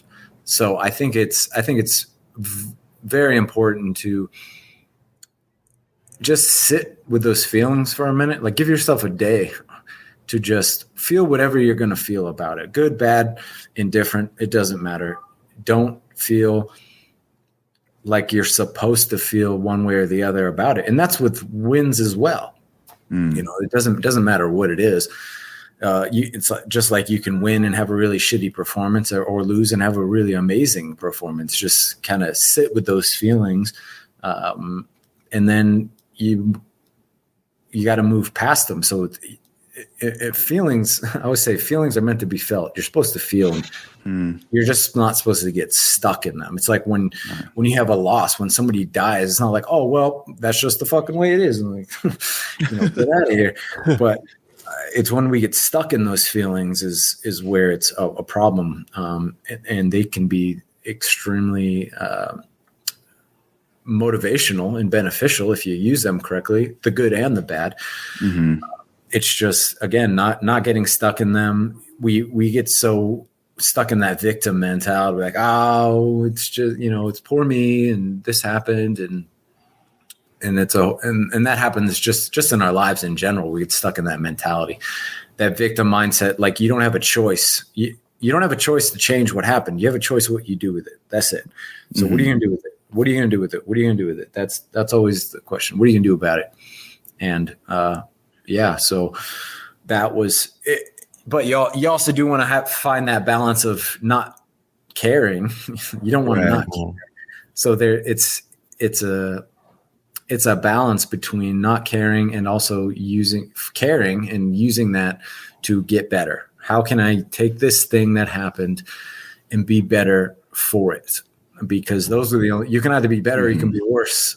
And I don't want to be worse, even if whether it's a win or a loss. I don't want to be worse. I want to be better because of this, or at least neutralize it and even out where I'm at. So yeah, realize that you have a decision and you do have a choice to make. That's it. I love that because the choice, because if you look at the long term, that loss is going to build you up in the future. But if you kind of narrow tunnel vision it, that loss could be magnified. You get into a depression state for a while, you don't see past it. But I mean, personally for me, I was a boxer. I didn't train Muay Thai, took an amateur Muay Thai fight. And I fought in a boxing stance, man. So my calf got fucked up. So after that, I respected Muay Thai. Well, not respecting Muay Thai. I learned the square stance. I can't be bladed stance on Muay Thai ever again. Yeah. So already, like, I see my losses as, to take it like in the comic book, where like Infinity Stones, where I learned a lot from it, Infinity Stones. As I said earlier, if you don't progress from that loss, you're losing twice. Yes. The second loss is one you have 100% control over. The first one you don't necessarily. It already happened. Even if you did, you don't anymore. So you're either going to lose again by not getting better from it, or you're going to use this to strengthen yourself, to get smarter, to get better, to learn from your mistakes, to not do it again, and understand that you gained more knowledge. Even in a loss, you have more experience. There isn't necessarily a loss, wins or losing. There's experience. That's it. What do you do with that experience? How do you use it? How do you benefit from it? That's all it comes down to. And especially when you're talking about fighting or even day-to-day life, it's a marathon. It's not a sprint. Everything that happens is in the moment, but it's the full spectrum of that path in the end that you get to judge. Like, was this a good life? Was this a good career? Was this a good whatever? That's just a moment in it, and did I use that moment to get better or get worse? Yeah. Jermaine, you were going to say something? Oh, yeah. I was just talking about, like, just going off of how, everyone's kind of not going past, like, because it's kind of like I've been seeing lately, it's normalizing how it's okay to be bad. And people are always saying, like, it's okay that you didn't succeed as long as you're trying. And it's kind of like, and now you got these sports with participation trophies, as if it's like saying it's okay to be mediocre. And it's kind of instilling that mindset in these new generations. Like, it's okay, I tried. And that's the spectrum that we talk about. It isn't one or the other. And if you got to understand what they both are. Yeah, it's important that you try, but that's not all of it. Exactly. There's more to it than that. You don't want to be complacent. You don't want to say, "Oh, I showed up, so that's all I had to do because I'm going to get this." Like, is that really how you want to live your life? And maybe it is, and I can't tell you what's right or wrong in that. Yeah, you got to decide that, because you're the only one that really gets to judge what's good and bad. Yeah, for me, when people say, "Oh, at least you went and fought," it's just, to me, it's like, nah, I kind of want that. I want that back. And I mean, how you take losses, I feel like you would take a loss as a challenge. Yeah. Do you have that itch to kind of want a rematch and try to get that L back, Sometimes. Or you just go past it and you're on to the next? Sometimes it kind of depends on what the loss was and how, like, there's very few that I'm like, oh man, I really wish I could do that one again or fight him again, because most of the time that's because something happened leading up to it or day of, like maybe a sickness or anything. I mean, there's a lot of factors. Like when I fought Sakadow, I did a fucking just dumb ass brain dead weight cut, and it was just stupid, and You know, I'm like, I know that played a giant role. Now, whether or not that would have ended differently, no one can say that. But for myself, I'm like, yeah, that was dumb. Like, I wish I would have done that. And I felt like that was the thing that really took me downhill in the fight, was a lot of that. So it's more along those lines than just, I lost. Like my fight with Sancha, I'm like, dude, I don't even look at that as like something like, oh, I want to redo that one because I could have done better. Don't think I could have done any, and I don't think I could have done anything. Perfect game plan, man. That's how you fight Sancha. It was, there was very, very few things I could point to be like, this could have been a little bit different, or that. I mean, you can obviously, you can always say that, but as far as how that went and everything, I don't think I could have gone any better. And I actually, for myself, I'm glad that the judges didn't give it to me, because if they had, I can only imagine the type of shit people were going to say. I mean, it's bad enough now. But what was the most difficult part about fighting him? His footwork is different. You know, you're more of like a traditional style pressure fighter moving forward. He's the hardest around. Part about fighting him is never know. You can't. He's so hard to read what he's doing, and that's such a big thing as you progress in your technique, is the ability to make everything look the same. It's like my cross looks like my right knee, looks like my right kick, looks like my right elbow, and how you can incorporate all those things into making it almost impossible to read, and the adjustments you can make on the fly. Just all that is it's at such a high level that you can't even conceive it. Right. Crazy. Do you have what are your favorite fights of yours? That one, Tomahawk, Chike Lindsay, Malapet. Chike Lindsay's a big dude. Fucking huge, so, man. What in the world? You're telling me I'm fucking like, yeah. So he had actually fought Chaz before me, and I normally fight at 140. They fought at 150, 160 maybe. Jeez. Yeah, and then we actually fought at a catch weight at 147. Yeah, 47. He looks like a light heavyweight, man. Like he looks like he walks around like 200. Dude. He has such a strange build. His torso is like this short, and he's got these super long legs that are kind of skinny. So he's just jacked up top, and he's enormous. I mean, he's big. He's a big fucking dude. And I remember when I was getting ready for it, you know, Chaz kind of was like, yeah, when he like get in the clinch and stuff, he's like, he's fucking super strong, and he like kept getting around to my back, and I'm like, all right. And so he said this, and then the first round we were fighting and we clinched up, I immediately started feeling him I'm like, if I let him get my fucking back right now, I'm like never gonna hear the fucking end of this. So and I was like, there's no way, no matter, even if I lose, I'm not letting him get around my back. How is his power?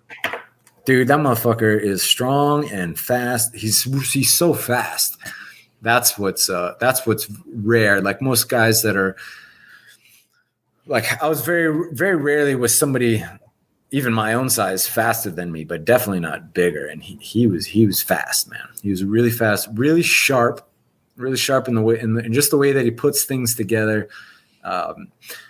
He's very Thai in the way that, you know, like Thai's kind of fight in a way where it's singular things put together in combination, not combination. Right. You know, it is a combination technically, but it's just single. It's like fast single attacks. Yeah, fast and powerful, and that's how he fight. But he also came up under ties as well. So, it was he's big. He's big. But yeah, the biggest thing was when we'd clinch. Just his weight. I was like, "Fuck, dude, you're fucking like huge." And that was in his chest. When I see him now, I'm like, holy fucking shit. I don't know what. I've always had that weird, like, small dog mentality. Like, I think I'm bigger or as big as everybody. Like, I fought this one dude that was 175. His name's Mark Holst. I felt weird. Like I was like, oh yeah, you're probably a little bit bigger than me. I mean, I was 140. He was 175. And then when I saw a photo of us, he's like, oh, shit. like, I look like his little brother.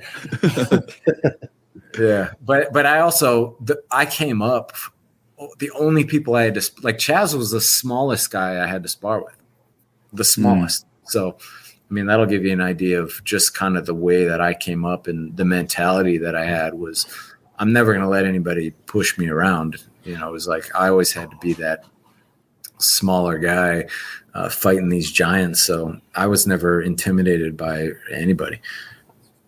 Chaz was line fight, right? Yeah, he fought line fight. He had fought all over just like I did, but yeah, he had a couple in line fight. How was it? Your mentality of fighting, did that have to change when you became champion? Yeah, I fucking hated it. Like, was it a lot of? I figure it's a lot of pressure as champ. Yeah, I don't like to be the champion. I don't like to be the person. I never. Too bad you were champion of a lot of divisions. Yeah, I know. But fortunately, a lot of those happened prior to, the world shrinking. So it wasn't. I never really thought about it. You know, I was like, it wasn't until Lion Fight that I even started recognizing the fact that I'm this person in the sport. Like, people view me this way. I never viewed I still don't view myself that way.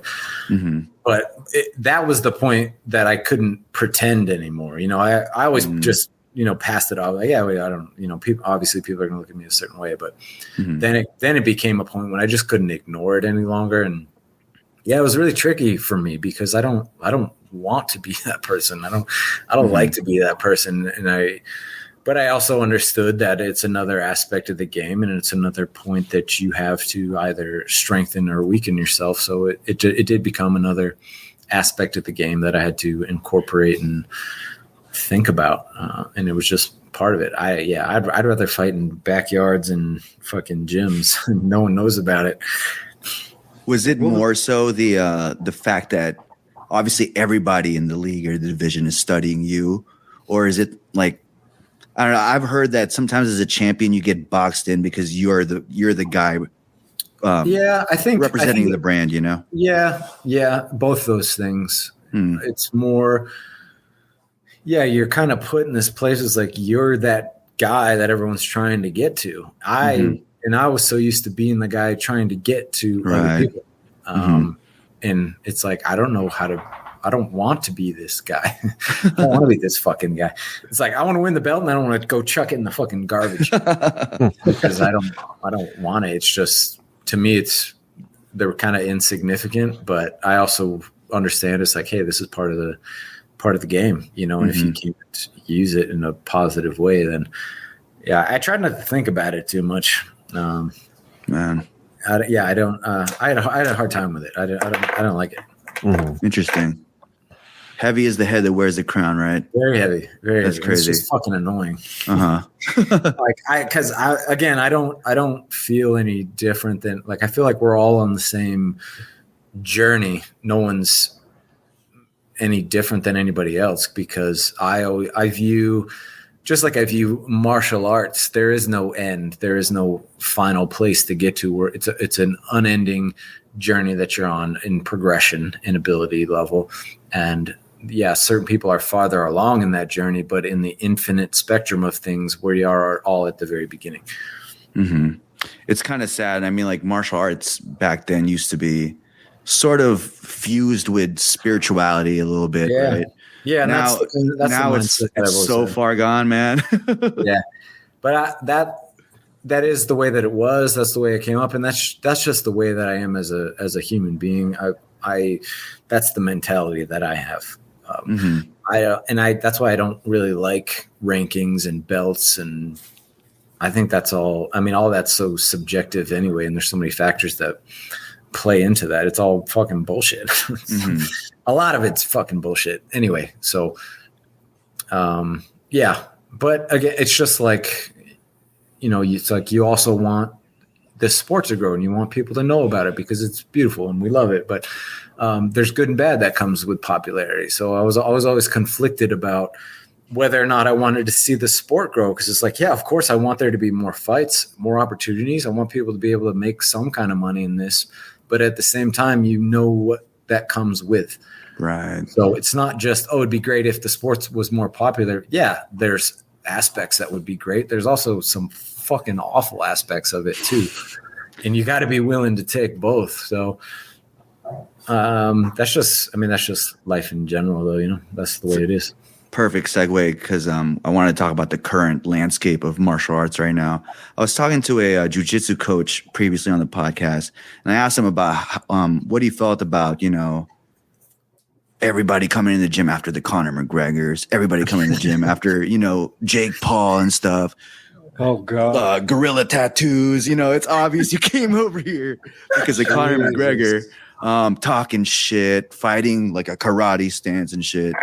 I asked him how he felt about that. He says, you know, it is kind of cringy, but as a person who advocates for martial arts, it brings people to the gym. Like I'm getting like 10-year-olds coming in, whether or not they're coming in for Conor McGregor, they're in the gym like every week, you know, which is kind of the balance. But yeah, like you said, trying to put on for Muay Thai, you're aware of the backlash of expanding the sport. Yeah, there's going to be some cringe aspects. There's going to be the WWE aspect to try to sell it, because whenever anything grows, corporations latch on, right? Of course. Yeah. So, what do you feel about that? Is there like a happy medium you want Muay Thai to grow, or is it fuck it? As long as a lot of people get into Muay Thai, it is what it is. Yeah. Well, I think, you know, I tend to view things as we often have the same percentage of people involved in a sport, regardless of the amount of people that are in the sport. So no matter how popular it gets, you're always going to have this amount of people that are in it for the art of it, you know, the fight of it, the right reasons, and they're going to have this amount of people that are in it just for the way that they look, how people view them. And then you're going to have everybody that's kind of in between. So that percentage of people that's just human nature. You can take that across any board that you want. It doesn't matter how many there are. So there could be 1,000 people, or there could be 10 people. In that 10 people, there'd be 2 people that are doing it for this, 2 people are doing it for that, and then 6 people that are doing it for this. Or it's 60% and 20%. The amount of people is insignificant. It's just bigger now. But that also means there's more people that are doing it for maybe the same reasons that you're doing it. That's kind of how I view when things do get popular and that. And yeah, there's going to be that kind of flow of it just becoming a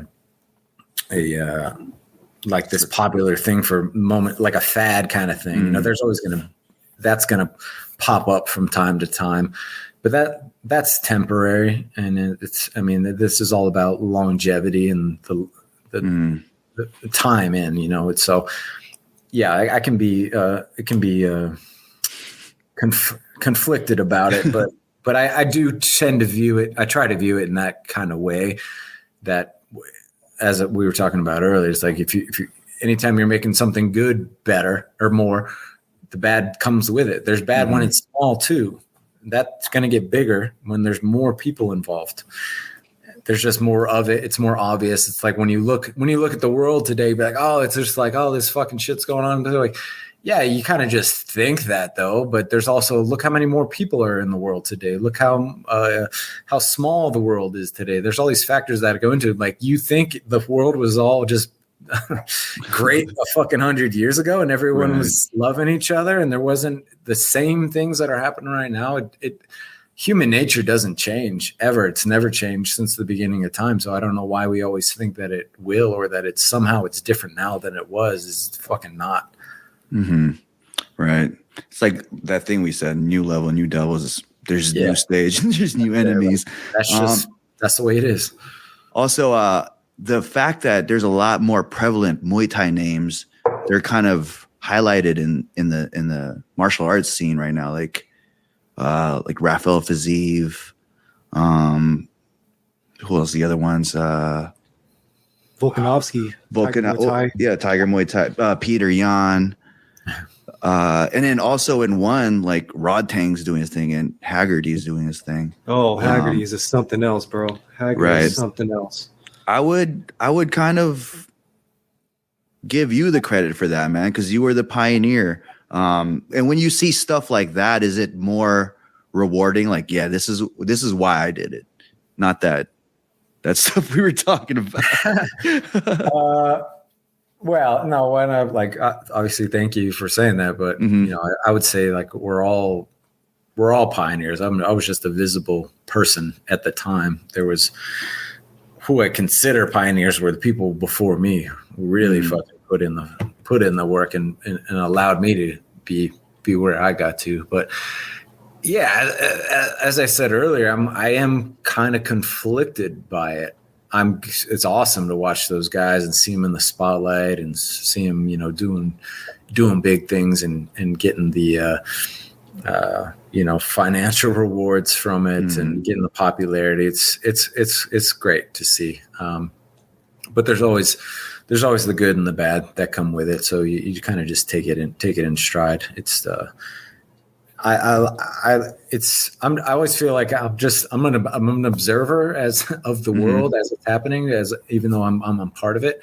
You know, you're just kind of watching the freak show happen, and you kind of know where this all goes inevitably, and it's probably not somewhere positive, but maybe we might luck out and turn things around, but probably not. It's not looking good. Kevin, I wanted to riff off of what Jerizi said about, you know, all the trash talking that goes on in the UFC. I watched the video. I know you were under CSA and Kyrian for a while. He mentioned something in that interview where he called you, you know, a traditional Thai fighter who doesn't talk a bunch of crap, and you just, you know, put in the work. And I found that refreshing, man, because in this day and age, you know, everybody's training now. UFC's, you know, making martial arts, you know, mainstream. But when I heard Kyrian talk about your style, you're a traditional Thai fighter, you don't talk smack, and you've maintained that kind of mentality. It's very inspirational, man. It's very inspirational. So he does it talking in the ring, man. It's so obvious. Exactly. It's beautiful, man. Thank you. So I want to give you your flowers, bro.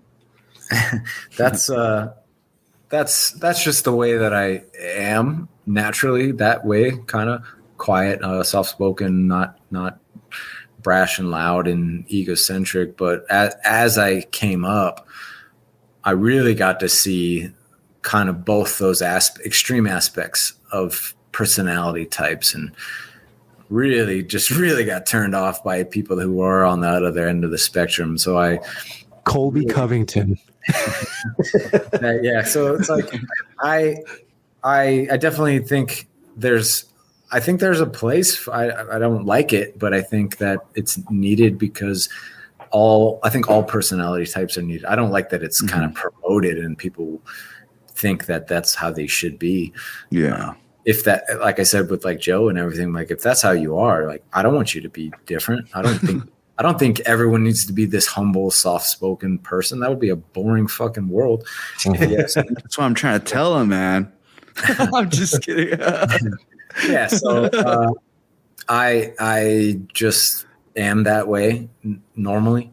And as I said, throughout life just became more encouraged to be that way as well. You know, when I was coming up, there was a guy who's very similar, very soft-spoken, even more quiet than me. But man, this motherfucker was just like a complete animal in the ring. And you know, it showed me, I'm like, you don't have to be this person on the outside to be this person on the inside. And that really encouraged me and motivated me even more so to just be myself, and as well as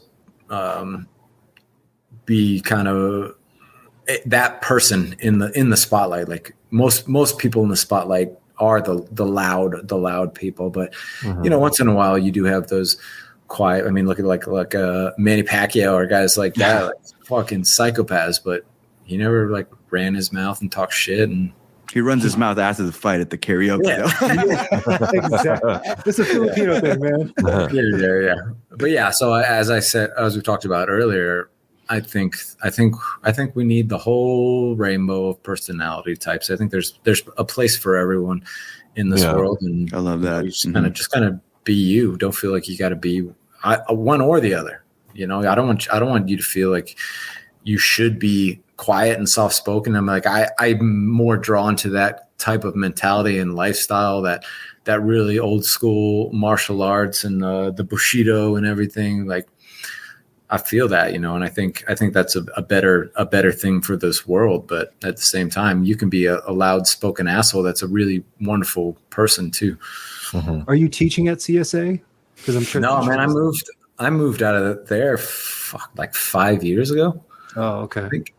Yeah, I moved from Northern California down to Southern California. And I was in San Diego and LA. That's where I spent probably the last 4 years of my career. And then, I just retired a year and a half ago. Congratulations, man. Thank you. It was a long road. Yeah. Hey, man, it's hell of a story. Started late, reached the top, fought the best. Arguably, I don't know. I thought you did really well, man. I thought the scorecards were a little closer, but it's a Saenchai fight. You know what I mean? Yeah. So kudos, inspiration to, I started kind of late. I really into martial arts growing up, boxed in when I was in high school, but it's one of those things where my mom's like, oh, you're never going to do that over my dead body, Unfortunately, my mom passed away. And then so I honored her word and fought after that. Yeah. So I started late, and everyone who started late, you can't teach an old dog new tricks. It's too late, man. Maybe just do it for fitness. And bro, all you got to say is Kevin Ross, man. Kevin, sorry, man. I don't mean to interrupt, but this is very important to me. I've been struggling with mental health. I survived a suicide attempt. I dealt with addiction and whatnot. Is there a message that you want to, really emphasize to the people that are listening? Because I know, based on your stories, man, you're an inspiration. Every single story that I see on Instagram, I'm just like, God, this guy's about it, bro. Like, speaks even to me. This conversation, man. Yeah, man, I'm struggling. I still struggle. I deal with prescription medications without going into too deep into it. I'm glad to be here. I feel like I have a purpose, even though, my record kind of sucks. I'm 1-2 right now. I'm still going, but Muay Thai saved my life. And even my coach, Frankie from Spider Muay Thai. Oh yeah, Frankie. Yeah, man. He says nothing but good things about you. He said that you saved his life as well, too. Yeah. And you, Joe, Romy got me into training. I stopped raving. It helped me get through a divorce.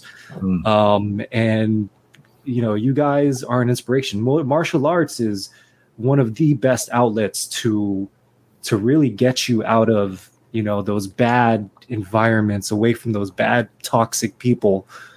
Is there a message that you want to emphasize to everybody that's listening, to all the men that are struggling? But what do you want to tell us, man? Well, first off, thanks, man. That was very good to hear. Muay Thai saved my life as well, so I've always felt a sense of responsibility to pass that on to other people. Give it to us, bro. People need it. People need it.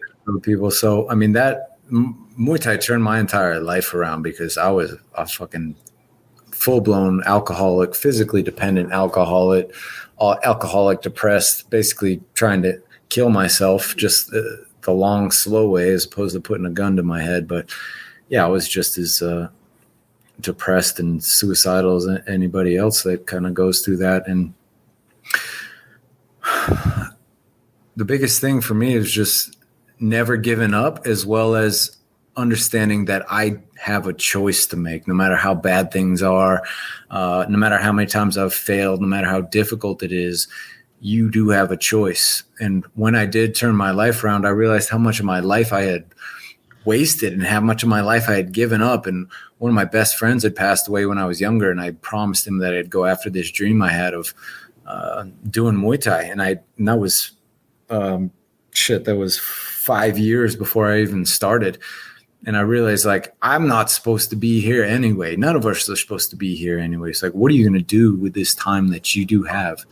You just keep moving forward. You refuse to give up, and really understand that the battle never ends. And that can be kind of disheartening. So you're like, fuck, like, I'm never actually going to get out of this. I'm like, no, you're never going to get out of it, because the higher you get, there are more things there are going to be. And you never get any farther away from those things that were holding you back, those addictions, that depression. It's always right there on your shoulder. But at the same time, it's just as motivational too. It's like, it's right fucking there. I got to keep going this way, because I can't even slow down or stop, because it's going to overtake me. And as long as I keep that in mind, I'm always headed in the right direction.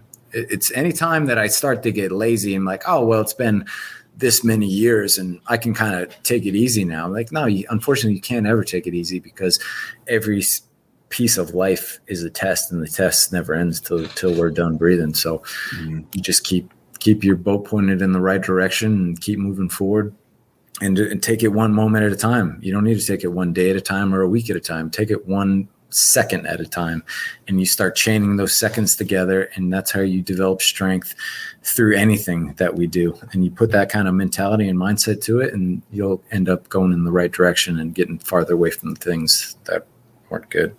Amen. Man, felt that. Yeah. Awesome.